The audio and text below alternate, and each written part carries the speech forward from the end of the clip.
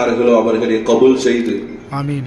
வரக்கூடிய காலங்களில் அவர்களுக்கு அல்லாஹ் ரப்பல் ஆலமீன் சிறப்பிற்குரிய எல்லா விதமான விஷயங்களிலும் அவர்களுக்கு அல்லாஹ் கிருபை செய்து தருவானாக. ஆமீன். பெருமக்களே, ஒரு அற்புதமான நிகழ்வு, சிறப்பிற்குரிய நிகழ்வு. சில மஜ்லிஸ்களில் போய் அமர்ந்த ஹாஜிகளிடம் அஸ்ஸலாமு அலைக்கும் என்று சொல்வேன், அமைதியாகவே இருப்பார்கள். ஏனால் வழமையாகவே அப்படி ஒரு பயானை கேட்டு கேட்டு, குறிப்பா அந்த யூடியூப்ல ஓபன் பண்ண உடனே அஸ்ஸலாமு அலைக்கும் என்று வரும். இதுதானே ஹஜ்ரத் சொல்வாங்க. நம்ம அப்படியே அமைதியா இருப்போம், சப்ஸ்கிரைப் பண்ணுவோம், லைக் பண்ணுவோம், ஷேர் பண்ணுவோம். ஆனா சலாமுக்கு பதில் சொல்ல மாட்டோம். அவர் யூடியூப்ல முஹம்மது என்று சொல்லுவார், அதற்கு சலவாத்து சொல்ல மாட்டோம். அவர் என்னென்ன காரியங்கள் அது கேட்கணும், அவ்வளவுதான். கேட்கிறது மட்டும் என்னுடைய கடமை. அமல் செய்வது வாழ்க்கையை அப்படி நம்மை கொண்டு நகர்த்தி விட்டார்களே தவிர நாம் அப்படி மாறவில்லை.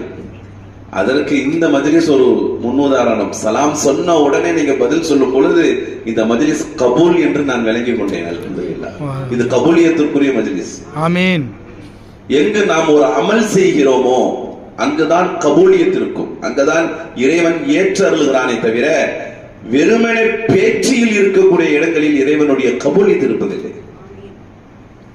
அதனால இது அல்லாஹ் நம்முடைய ஹஜ்ஜையும் இதே போன்று கபூல் செய்து தருவார். ஆமீன். ஆமீன். பெருமக்களே, அல் அஹ்மத் அல் ஃபலாஹ் போன்ற அற்புதமான டூரிஸ்ட்கள் எல்லாம் சேர்ந்து இங்கே நல்ல முறையில் ஏற்றிக்கொண்டு வரக்கூடிய இந்த ஹாஜிமார்கள் எல்லா வகையிலும் அவர்களுக்கு சேவை செய்ய வேண்டும் என்ற அடிப்படையில் முதலில் அமலின் சீர்திருத்தம் வேண்டும் என்பதற்காக, அமல் சீர்திருத்த வேண்டும் என்றால் குணம் சீர்திருத்த வேண்டும் பெருமக்களே.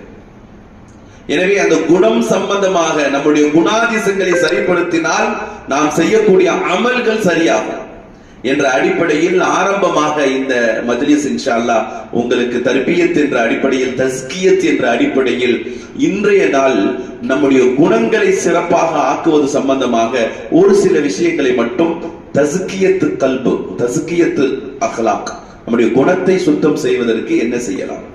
குணம் மாறுமா என்றால் நபி ஸல்லல்லாஹு அலைஹி வஸல்லம் அவர்கள் சொன்னார்கள், மாறவே மாறாது என்று சொன்னார்கள்.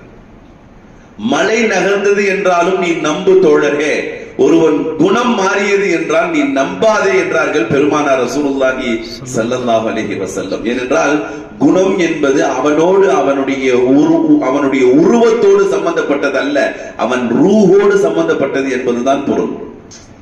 குணம் என்பது நம் உடலோடு சம்பந்தப்பட்டது அல்ல, அது நம்முடைய ரூஹோடு சம்பந்தப்பட்ட